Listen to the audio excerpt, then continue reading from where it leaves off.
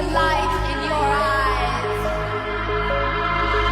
I'm here to invite you on a journey to our planet of